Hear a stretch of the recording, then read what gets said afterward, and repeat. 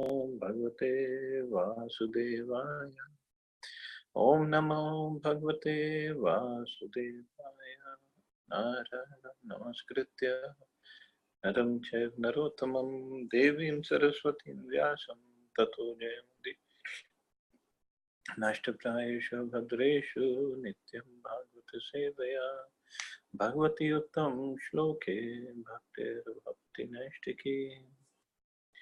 So continuing with the discussion on Srimad Bhagavatam, first canto, 15th chapter, entitled The Pandavas Retire Timely. Text number 30 onwards.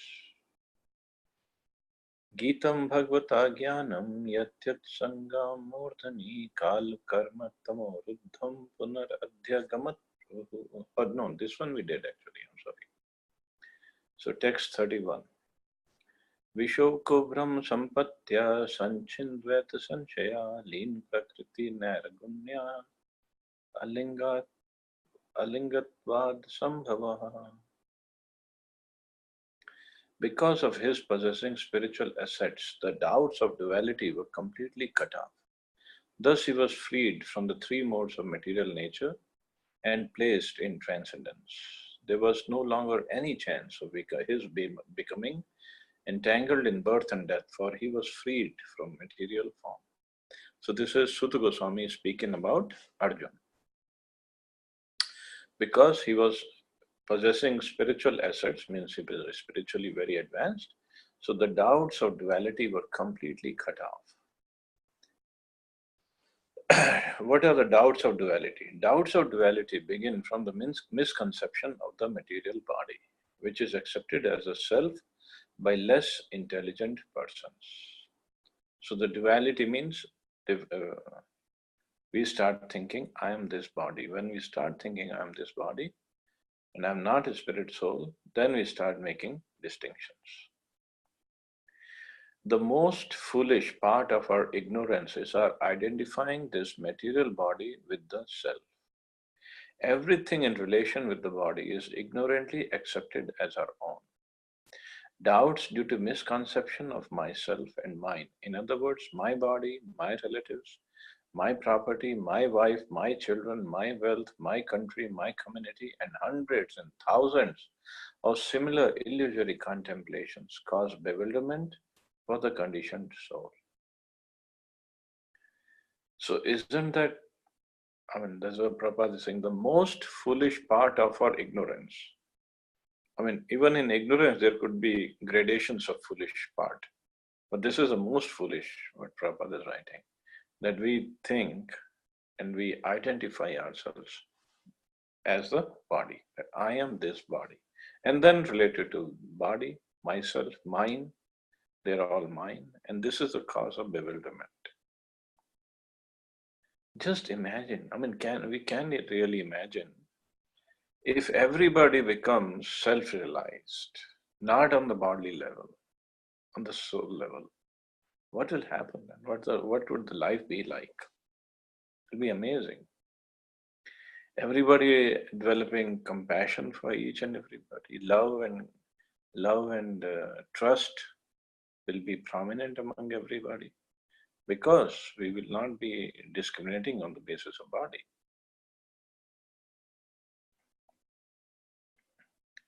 By assimilating the instructions of the Bhagavad Gita, one is sure to be released from such bewilderment, because real knowledge is knowledge that the Supreme Personality of Godhead, Vasudeva, Lord Krishna, is everything, including one's self.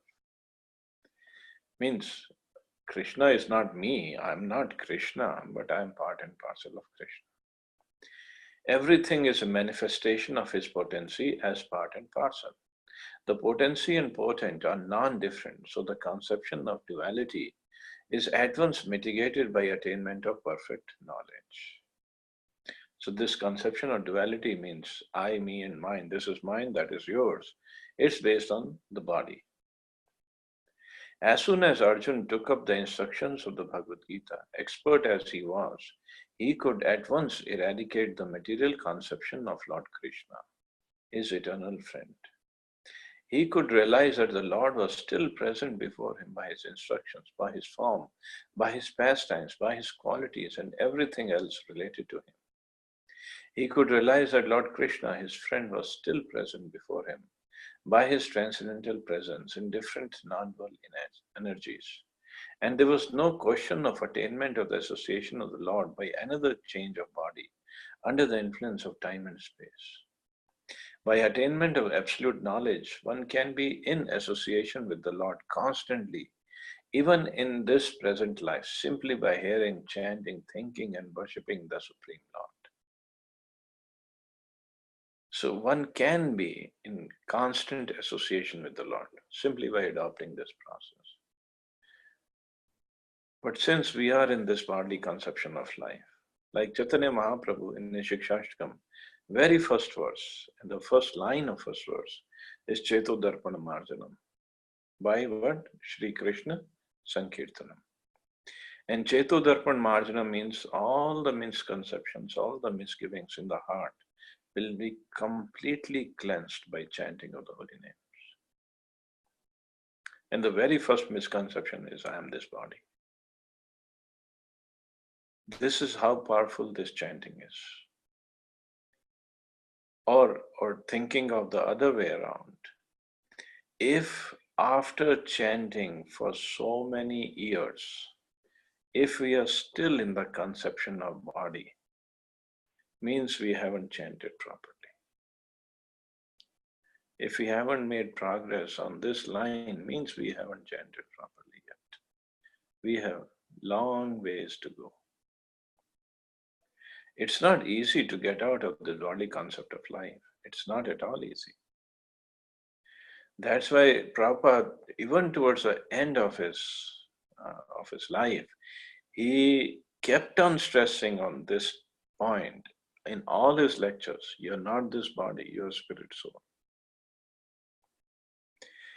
But I would most of the time in the day, we are working on the bodily concept of life.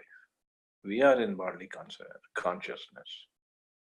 We all are, and nothing to, yes, we have to feel bad, but nothing that, oh, this person is not and I am the only one in the bodily conception of life. We all are guilty of that. And the reason being, we haven't chanted properly. We haven't done our services properly. So sooner we get out of this concept of body, that I am this body, and to protect this body and the interests of this body is the whole sole aim of my life. In fact, that even any animals can do that. Any animal can do that, and animals do that. If human beings also work on this principle, on this basis, then what's the difference? So we have to get above this animal concept of life, which is basically, I am this body.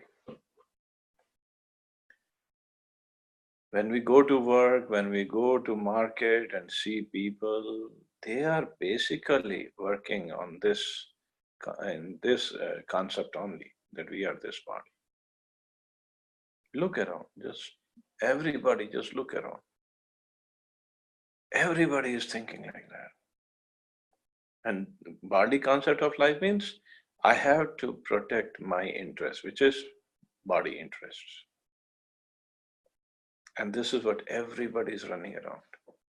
Look at the traffic in Delhi, look at the traffic anywhere we live in. Everybody is rushing, everybody is running to protect the bodily interests. That's it.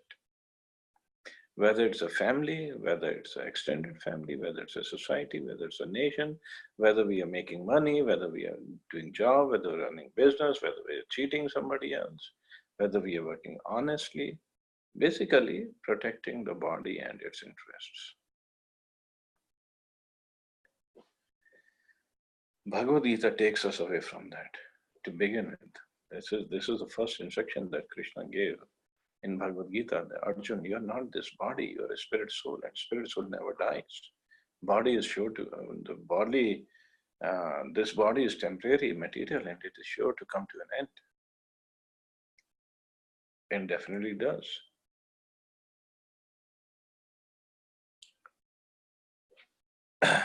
Lord Chaitanya says that simply by chanting the holy name of the Lord, one can at once wash off the dust on the mirror of pure consciousness.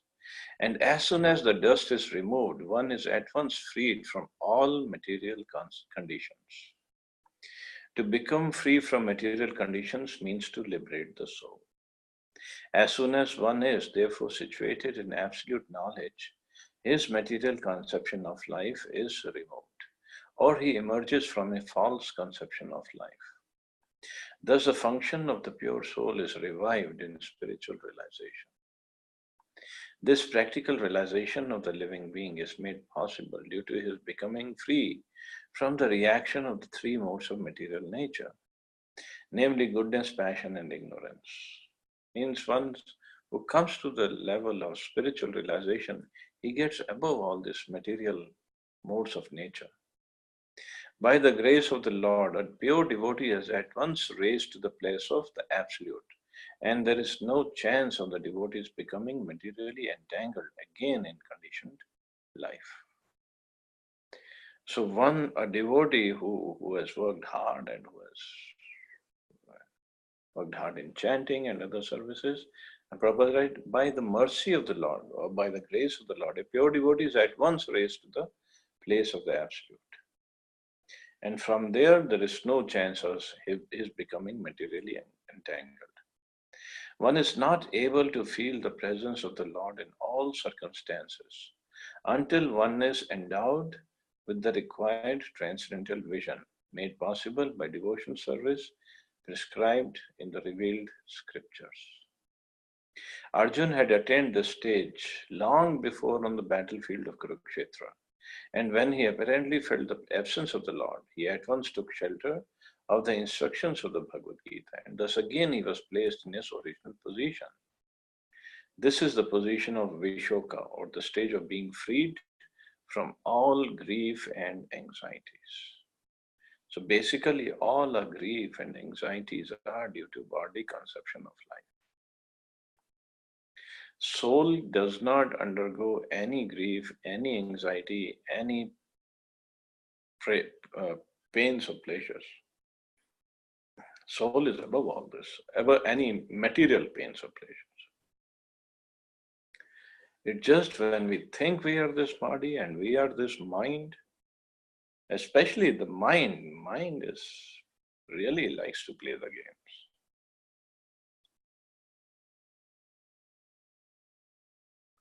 That's what in Bhagavad Gita also we studied. No? Arjun says, no? This mind is very turbulent and very restless and very obstinate, very stubborn. Chanchalam manna Krishna pramati balvadridam. It's very strong and very chanchal, very restless at the same time. So mind really plays games, plays tricks on us and takes us away from Krishna. Because it's a material mind. What do we expect? Soul is spiritual. Soul is more powerful than the mind. By soul, we have to sharpen our intelligence, and then by intelligence we should be able to control the mind. But the mind really plays havoc, and that's why we get more and more stuck in this bodily conception of life because of mind. Mind will say, oh, when we start doing something spiritually, what is the use right now? You are so young, you are so energetic, right? It's time to enjoy right now. Why get into all this nonsense and this and that? And then the body, the senses, oh, let us enjoy it. Why? It's difficult to control. I'm not saying it's easy to control. It's difficult. But we have to make an honest, resolute, determined effort, sincere effort.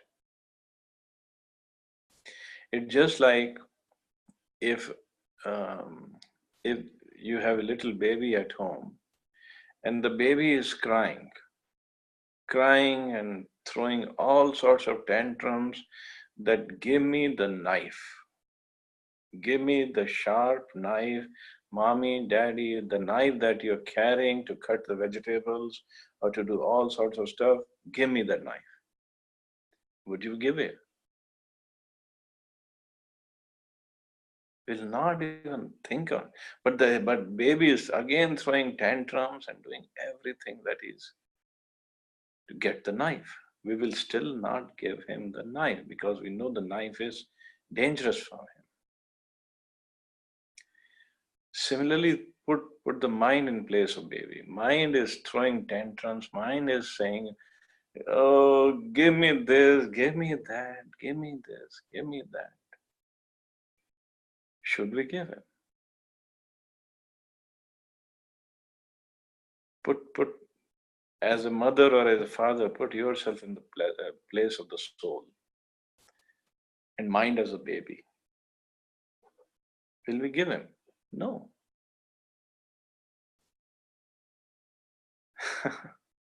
So that is the situation of our mind. So once we don't give the baby the knife, he will cry for a while. If you give, then he will know, oh, they listen to me. Instead of me listening to them, they listen to me. I can do anything, I can get anything just by crying. So mind is the same. Same game mind plays. Just by crying, I can get anything. Just by throwing some tantrums, I can get anything. If you just say no to the baby, no, you're not gonna get the knife. It's not good for you. We can give some other toy to the baby just to keep him distracted. So same thing, we can give some other thing to the mind to keep him engaged positively, but do not give in to the demands of mind.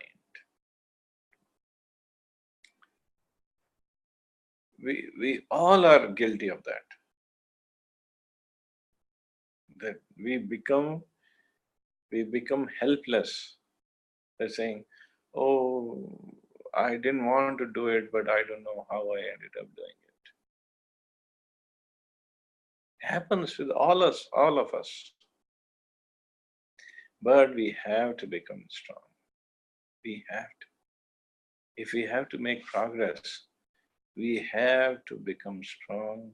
Don't give in to the mind and get out of this worldly conception of life. Mind wants, okay, I want this, I want that. Okay, we're gonna chant right now. We're gonna read Prabhupada's books. We're gonna do something positive.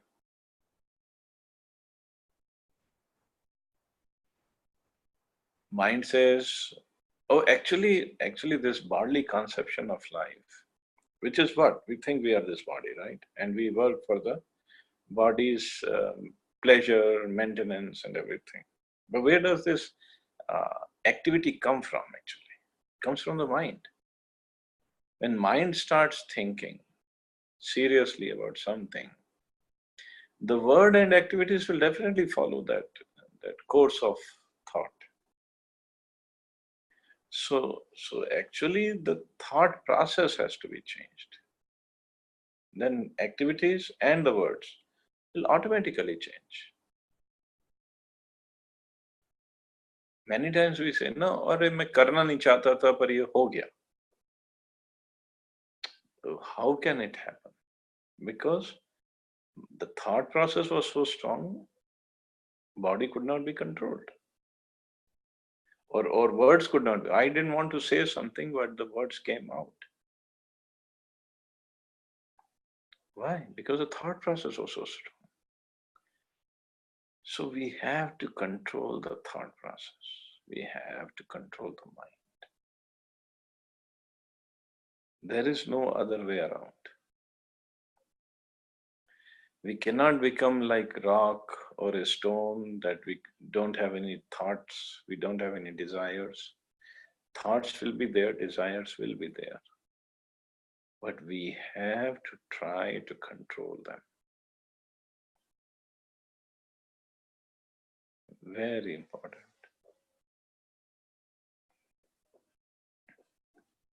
And if we cannot, then it's very difficult to make progress in bhakti, in the spiritual life.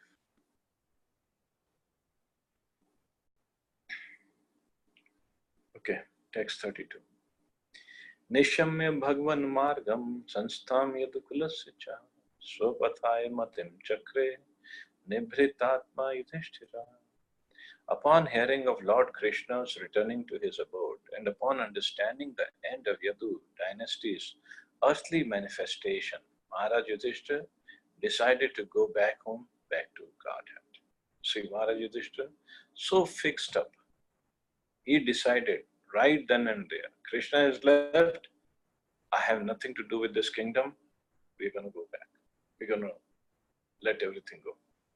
Maharaj Yudhishthira also turned his attention to the instructions of the Bhagavad Gita after hearing about the Lord's departure from the vision of earthly people.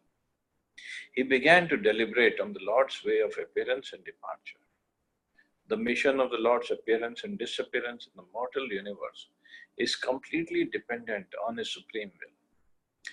He is not forced to appear or disappear by any superior energy, as the living beings appear and disappear, being forced by the laws of nature. Whenever the Lord likes, he can appear himself from anywhere and everywhere without disturbing his appearance and disappearance in any other place. So this is Krishna. He can be at the same time. Oh, actually he not can be, he is. He is in Golok Vrindavan and in countless material universes. He is there at the same time, performing different pastimes in the different universe. He is like the sun. The sun appears in the morning in India without disappearing from the Western Hemisphere. The sun is present everywhere and anywhere all over the solar system. But it so appears that in a particular place, the sun appears in the morning and also disappears at some fixed time in the evening. So that is, to our eyes it appears like that the sun has appeared and disappeared. But sun is always present. The time limitation even of the sun is of no concern. And so what to speak of the Supreme Lord, who is the creator and controller of the sun. Therefore, in the Bhagavad Gita, it is stated that anyone who factually understands the transcendental appearance and disappearance of the Lord by his inconceivable energy becomes liberated from the laws of birth and death and is placed in the eternal spiritual sky where the Vaikuntha planets are.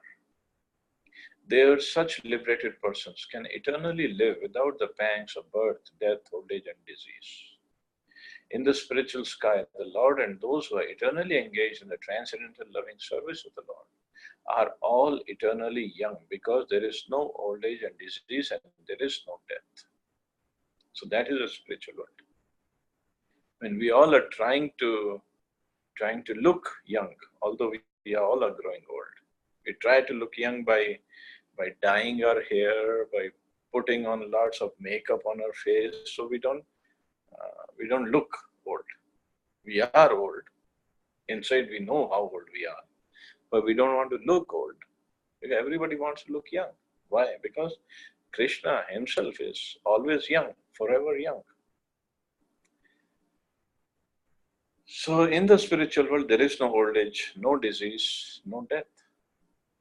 Because there is no death, there is no birth. It is concluded, therefore, that simply by understanding the Lord's appearance and disappearance in truth, one can attain the perfectional stage of eternal life. Therefore, Maharaj Yudhishthira also began to consider going back to Godhead. The Lord appears on the earth or any other mortal planet along with his associates who live with him eternally. And the members of the Yadu family who were engaged in supplementing the pastimes of the Lord are no other than his eternal associates. And so also Maharaj Yudhishthira and his brothers and brothers, etc.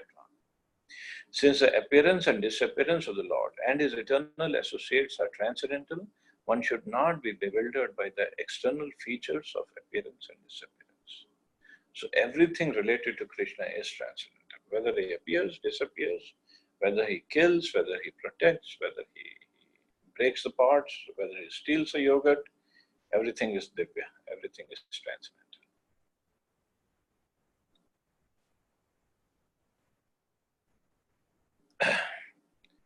So, text 33. Prithapi anushrutya dhananjayotitam nasham yadunam bhagavad gatim chatam ekan bhaktya bhagavati adhokshaje niveshitatmo pararam sanskrite. Kunti, after overhearing Arjuna's telling of the end of Yadu dynasty and disappearance of Lord Krishna, engaged in the devotional service of transcendental personality of Godhead with full attention and thus gained release from the course of material existence. So Kunti Devi was still in the palace. She heard that Krishna has left. So she just, with full attention and no deviation, she performed the devotional service and attained the topmost perfection. The setting of the sun does not mean the end of the sun. It means that the sun is out of our sight. Similarly, the end of the mission of the Lord on a particular planet or universe only means that he is out of our sight. The end of the Yadu dynasty also does not mean that it is annihilated. It disappears along with the Lord, out of our sight. As Maharaj Yudhishthira decided to prepare to go back to Godhead, so also Kunti decided. And thus she fully engaged herself in the transcendental devotional service of the Lord, which guarantees one a passport for going back to Godhead after quitting this present material body. The beginning of devotional service to the Lord is a beginning of spiritualizing the present body, and thus an unalloyed devotee of the Lord loses all material contact in the present body. The abode of the Lord is not a myth, as is thought by the unbelievers or ignorant people. But one cannot reach there by any material means like a Sputnik or space capsule. One can certainly reach there after leaving this present body, and one must prepare himself to go back to Godhead by practicing devotion service. That guarantees a passport for going back to Godhead, and Kunti adopted it. So by performing devotion service, the Prabhupada said, this is like getting a passport for going back home, back to Godhead. And by taking shelter of a spiritual master, it's like getting the visa stamped on the passport.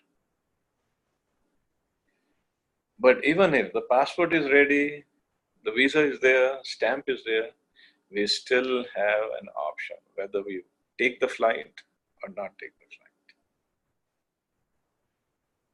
So it's all up to us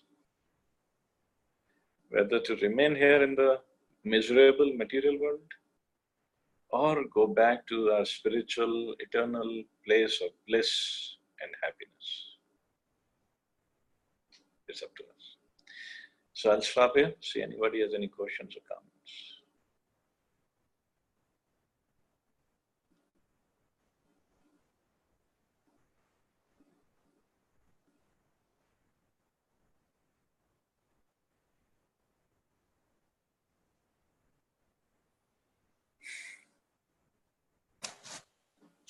Hare Krishna Prabhuji. Hare Krishna. Regarding this Kali Yuga, we always say that, the amount of good and bad is very difficult to balance. Whatever, the Kali enters the mind of a person and tempts him to do all evil things. So, what is the, as per Bhagavatam, what is the actually best method to, conquer Kali and be in the spiritual path? According to Bhagavatam, Kali Yuga is an age of faults. It's full of faults, full of negativity. But sages say, and Bhagavatam says, there's only one good quality of Kali Yuga. And it's very, very good quality. And that is only by chanting the holy names of the Lord, one can achieve the topmost perfection. See, other ages, it wasn't possible that only by chanting one can achieve. But in Kali Yuga, Scriptures know what kind of people are going to be living in this time, day and age. So they made it very simple for Kali Yuga people. So just by chanting. But the chanting means really chanting, not just finishing our rounds, not just chanting, taking the names ritualistically, inattentively. That's not chanting.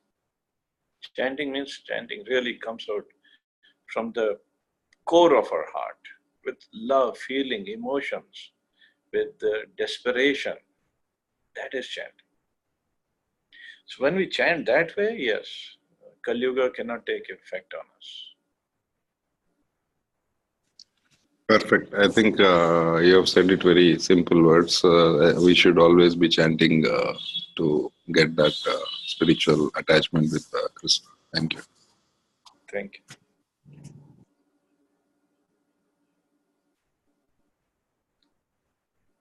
Hare Krishna. Any other question or comment? Prabhuji, I have a small question. Yeah. Hare Krishna, Prabhuji. Hare Krishna. What is the timing of Brahmur? Timing for Brahmur? Technically, it is one muhurat. One muhurat means 48 minutes before sunrise. So, but we go with 4:30. So, because sunrise could be different at different day, so we have fixed 4:30 a.m. What is the time from 4:30 till? One muhurat is 48 minutes, so 4:30, so 5:18. I heard somewhere that 4:10 till 4 from 4:10 to 4:50 is Brahma. No, what I have heard is this. I could be wrong, but I have heard is this one, 4:30 till 5:18. Hare Krishna. Thank you, Prabhuji. But Mahaprabhu said chanting can be done anytime.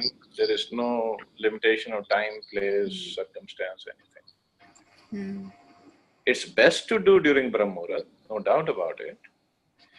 But if you get up early, that's okay. You can start chanting. Or throughout the day, one can chant. Okay. Is it okay? Yes, Prabhuji. Hare Krishna, Prabhuji. Hare Krishna. Chalo, you all have a wonderful day. Hare Krishna. Jai Srila Prabhupada. Thank you, Prabhuji. Krishna Prabhuji. Thank you so much.